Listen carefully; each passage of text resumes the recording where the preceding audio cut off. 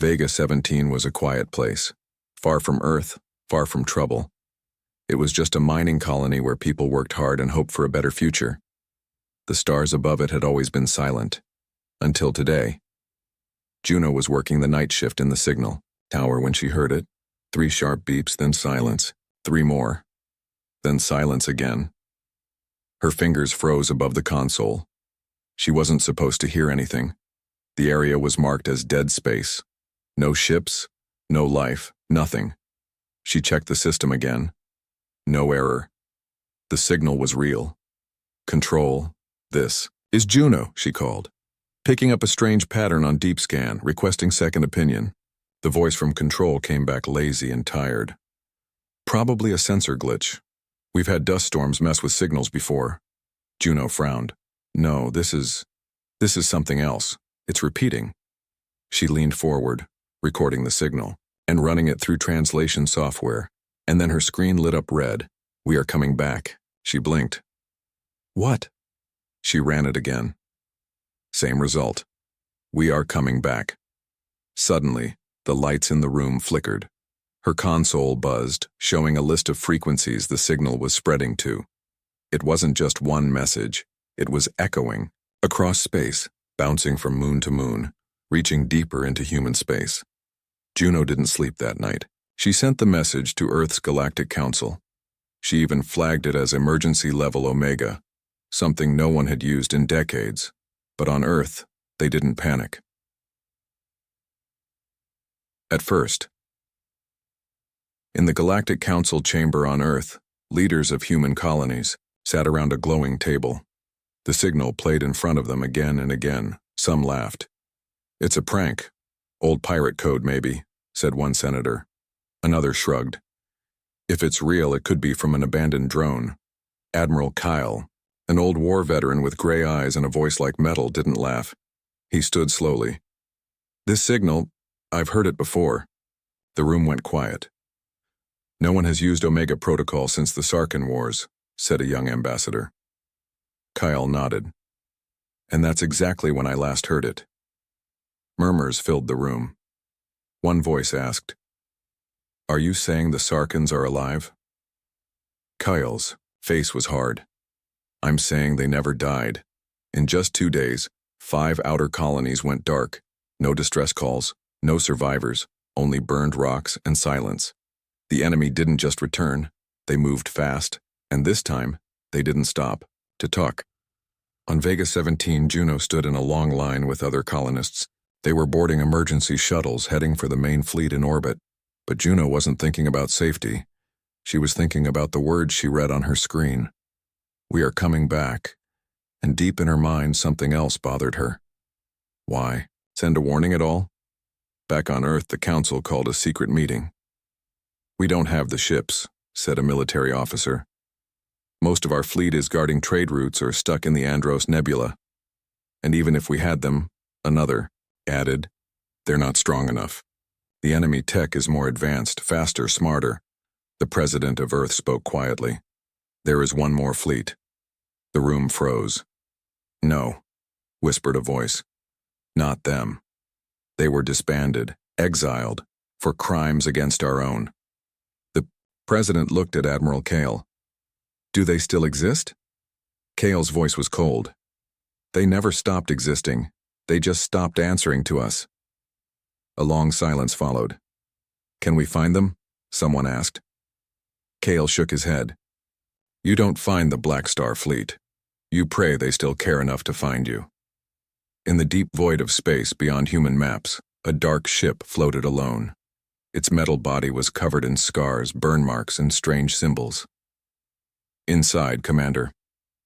Vale opened his eyes. A young officer stood before him. Sir, it's begun. The signal's been sent. Vale looked at a small screen. The message from Earth glowed on it. He read it once, then twice. He didn't smile. He didn't blink. He only said 3 words. Prepare the fleet. The Black Star Fleet had not answered a human call in 22 years. Now they were coming back. But the question was, were they humanity's saviors, or something far worse? A black hole appeared near Mars. It was small, but very strange. Scientists had never seen anything like it before. Space agencies watched it carefully. No one understood how it formed or why it was there. And then the ships came out. Dark ships, big and heavy, covered with scars and strange markings. Their engines made no sound. People all over Earth looked up. Phones stopped working. Screens flickered. The ships did not send any message. They just appeared. The Black Star fleet was back. Commander, Vale stood on the bridge of the lead ship. His eyes were cold and tired. He did not smile. He had waited for this moment a long time. Report, Vale said to his officer. All ships are in formation, sir. The officer answered. No response from Earth Command. Vale nodded. Good. We do not want their orders. We act on our own. On Earth, the news spread like fire. Black Star Fleet returns, shouted the headlines. People were scared. The Black Star Fleet was not like other fleets. They were known for being ruthless, cruel, and unstoppable in war. They did things no one dared to do. Yet Earth needed help. At the Galactic Council, leaders argued. We cannot trust them, one said. They broke the law. They killed innocent people. They were exiled for good reason. Another said, but without them we have no chance. The enemy is stronger than ever. We must try. The president of Earth stood up. We need the Black Star Fleet. We have no choice. Meanwhile, on Vega 17, Juno watched the sky as the fleet ships passed overhead. She remembered the signal. The words, "We are coming back." She wondered, why did they send a warning? Why not attack first? Days passed. The Black Star Fleet did not attack Earth or any colonies. They stayed quiet in orbit. Commander Vale sent a message, but it was not to Earth. It was to a small child, the last survivor of Vega 17. Her name was Lyra. The message was simple. Meet us at the old spaceport. We must speak. Lyra's heart beat fast. She had heard stories about the Black Star Fleet. They were monsters. They were killers. But she was the only one left from her colony. The only one who had heard the warning signal. She had to know the truth. The old spaceport, a single Black Star ship landed. The hatch opened with a hiss. Commander Vale stepped out. He was tall, with scars on his face and eyes that seemed to see everything. Lyra stood frozen. Do not be afraid, Vale said softly. I am not here to hurt you. She looked into his eyes. There was no hate, no anger, only something sad. We know what is coming, he said, and we want to help. Lyra listened as Vale told her the story. The enemy was not just back. They were worse than before. They were faster, smarter, and more brutal. The Black Star Fleet was made for one reason, Vale said, to fight the worst threats, to do what others cannot. But why were you exiled? Lyra asked. Vale looked away. Because we broke the rules. Because we saved lives by crossing lines no one wanted to cross. Because we chose survival over mercy. Lyra shivered. Back on Earth, tensions rose. Some people protested. We don't want monsters to save us, others prayed. They are all we have left. The enemy attacked again. A colony on Zeta 4 was destroyed in minutes. No help came. Then, the Black Star Fleet moved. Their ships jumped through space faster than anything human technology allowed. They struck the enemy's fleets. They destroyed bases. They never showed mercy. The Galactic Council was shocked. How can they fight like this? One leader asked. They do not follow our laws, the president said. But they win. One night, Lyra stood on the Black Star ship's bridge. She watched the stars fly by. Vale stood next to her. We fight to protect what is left, he said quietly. But what if we lose everything? She asked. Vale looked at her. Then at least we fight, he said. The Black Star Fleet had returned, feared by many, hated by some. But now they were humanity's only hope. The stars were quiet again, but this time it was a calm before a storm. Lyra stood on the deck of the Black Star flagship, staring at the empty space ahead. She had never seen war like this before. It was not like the stories people told on Earth. This was different, brutal, fast. Commander Vale stood beside her, watching the same dark horizon. "We are the monsters they fear," Vale said quietly. Lyra looked at him, confused. "Monsters?" Vale nodded. "Yes, the kind of monsters that fight when no one else will. We have done things no one else dared. We crossed lines to save lives." She shivered, but did not look away. Back on Earth, the Galactic Council was in chaos.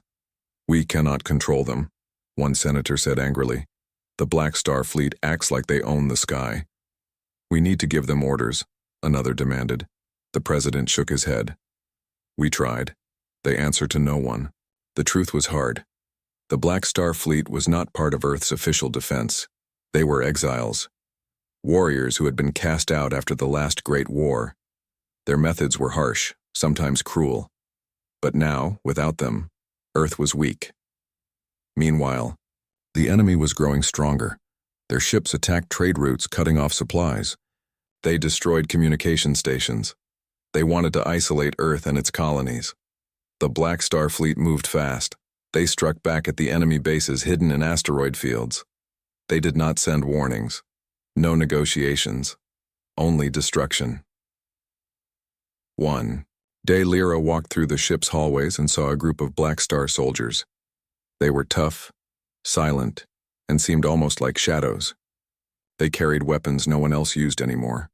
Weapons that could end a battle in minutes. She thought about how much the people on Earth feared them.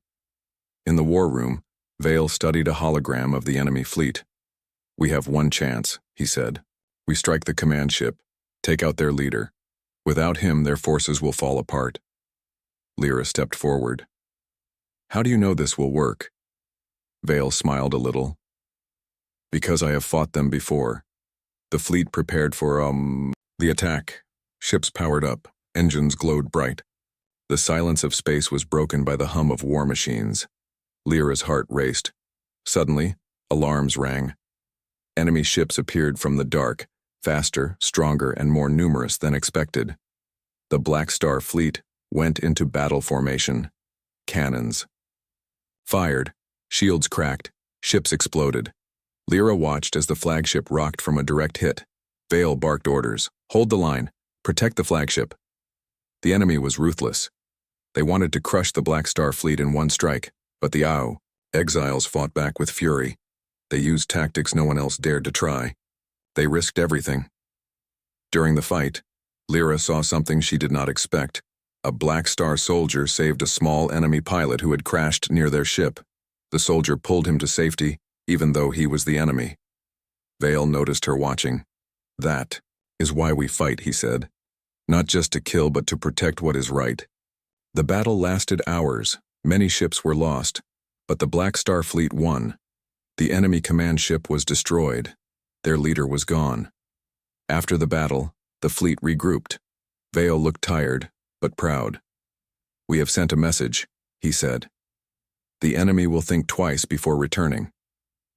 Lyra smiled. She knew the Black Star Fleet was more than monsters. They were the shield between humanity and destruction. Back on Earth, the news spread quickly. People were divided. Some cheered, others feared what the Black Star Fleet had become. But one thing was clear. Without the Black Star Fleet, humanity had no hope. The victory was not without cost. The Black Star Fleet flew silently through space, their ships battered and worn. Many lives were lost in the battle, and the survivors carried the weight of pain and memories. Commander Vale stood alone on the bridge of the flagship. He stared at the stars, but his mind was far away, back in the past. 22 years ago, Vale had been a proud officer in the Galactic Fleet. He fought for Earth, for humanity. But things changed. The Sarkin Wars broke out. The enemy was cruel and merciless. They destroyed colonies, burned cities, and killed millions. The Galactic Council ordered Vale and his fleet to use any means necessary to stop the enemy. But Vale and his soldiers did more than that. They crossed lines, doing things no one wanted to talk about. They used forbidden weapons. They made deals with dangerous groups. They did what was needed to survive. When the war ended, the council turned on them. Vale and his fleet were blamed for war crimes. They were exiled, labeled criminals, and cast out of human space. Their names were erased, their ships blacklisted. Vale clenched his fists. He had fought to protect humanity. Now humanity feared him. He heard whispers in the corridors. Monsters.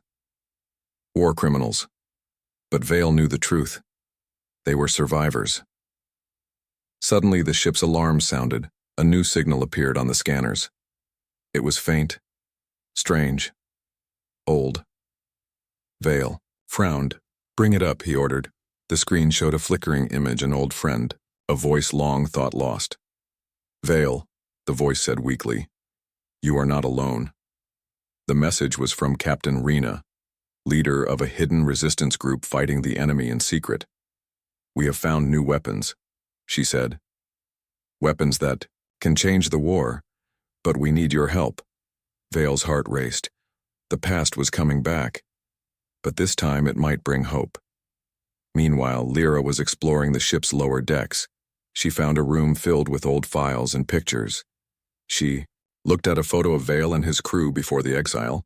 They looked young, full of hope. She felt a new respect for the man who had become her commander. But not everyone on the ship agreed with Vale's decisions. Some soldiers whispered. They wanted revenge, not peace. They wanted to fight fire with fire. Lyra heard their angry words. "They betrayed us before," one said. "Why trust anyone now?" Vale knew the tension was growing. Back on Earth, the enemy was preparing for a new attack. They had learned from their defeat. They were sending a powerful fleet to strike the heart of human space. The Galactic Council warned of a coming war like no other. Vale gathered his officers. "We will meet them," he said. "Not with mercy, but with strength." Lyra nodded. She was ready to fight. Ready to face the shadows of the past and protect the future. As the Black Star Fleet prepared for battle, a cold question hung in the air. How far would they go to save humanity? The Black Star Fleet moved fast. They raced toward the enemy's fleet, ready for battle. But this time the war was different. The enemy was stronger, smarter, and better prepared. Commander Vale stood on the bridge. His face was calm, but his eyes showed the weight of the coming fight. "This will not be easy," he said. "We must be ready to pay any price." Lyra looked at him, her heart pounding. "Any price?" she asked quietly. Vale nodded. "War always has a price. Sometimes it is more than we want to pay." The enemy fleet appeared like a dark cloud. Thousands of ships, sleek and deadly, their weapons charged. The silence before battle was heavy. Suddenly, the battle began. Cannons fired. Missiles flew. Explosions lit the darkness. The Black Star Fleet fought fiercely. They used every trick they knew. But the enemy was relentless. Ships fell. Brave soldiers died. Lyra watched as one of her friends was hit. She felt fear and anger. She wanted to scream, to fight harder. In the chaos, Vale made a hard choice. He ordered a risky maneuver. "Sacrifice the supply ships," he commanded. The supply ships were slow and weak, but they carried food, medicine, and ammo. Many soldiers protested. "We need those supplies," they shouted. Vale's voice was firm. "If we lose the battle, supplies won't matter." The supply ships were sent away. The main fleet pushed forward. The fight became brutal. Lyra saw the cost of survival. Many lives lost, many ships destroyed. But the Black Star Fleet kept fighting. In the enemy's command ship, their leader watched. He smiled. "He is willing to lose everything," the enemy said. "But we will see if that is enough." Back on the flagship, Vale was wounded. Blood dripped from his arm. He stood strong. "We cannot stop now," he said. Lyra helped him. "We are with you," she promised. The battle reached its peak. The Black Star Fleet made a final attack. They destroyed the enemy's main weapons. The enemy fleet broke apart. Victory came at a heavy price. The Black Star Fleet was battered. Supplies were low. Many friends were gone. On the ship, silence fell. The soldiers mourned. Vale looked at the stars. We survived, he said softly. But the price was high. Lyra thought about the future. Would the price always be this high? Could they protect humanity without losing themselves? The Black Star Fleet was humanity's last hope, but it came with a terrible cost. The Black Star Fleet was still recovering from the last battle. Ships were damaged, supplies were low, soldiers were tired, but the enemy was not done yet. Commander. Vale stood on the bridge watching the stars. His mind was heavy. We fought hard, he said. But there is something new, something worse. A strange signal appeared on the scanners. It was different from anything they had seen. Cold, mechanical, unknown. Lyra stared at the screen. What is it? She asked. Vale shook his head. We don't know. The fleet moved, cautiously toward the signal. As they got closer, the ships felt strange. Systems started to fail. Communications cut out. Suddenly, a huge ship appeared. It was massive, dark, like a shadow. It did not look like any enemy they had fought. Vale's voice was steady. This is something new. Lyra felt fear deep in her chest. The new ship fired a beam of energy. The Black Star Fleet's ships shook. Shields failed. Weapons stopped working. The enemy smiled. They call themselves the Reapers, Vale said. They are different from anything we faced before. The Reapers were machines, cold and deadly. They did not feel fear or anger. They only wanted to destroy. Vale gathered his officers. We must find their weakness. We must protect what is left. Lyra nodded. She knew this. Battle would be the hardest. The fleet tried to fight back, but the Reapers were too strong. One by one, ships fell. In the middle of the chaos, a strange message came through. It was from Captain Rena, the resistance leader. We have found something, she said. A weapon to stop the Reapers. Vale's hope grew. We will meet with her, he said. If this weapon is real, it can save us all. The fleet changed course. They moved toward a hidden base deep in enemy space. As they flew, Lyra looked at the stars. She wondered how many more battles they could survive. The Black Star Fleet was fighting not just for victory. They were fighting for the future of humanity. The Black Star Fleet flew deeper into enemy space. Every ship was tense, ready for danger. Commander Vale sat in the war room, staring at the map. We are close to the hidden base, he said. Lyra watched the screen, her heart racing. The base was hidden inside a giant asteroid. No one knew it was there except Captain Rena's resistance. Vale sent a small team to meet her.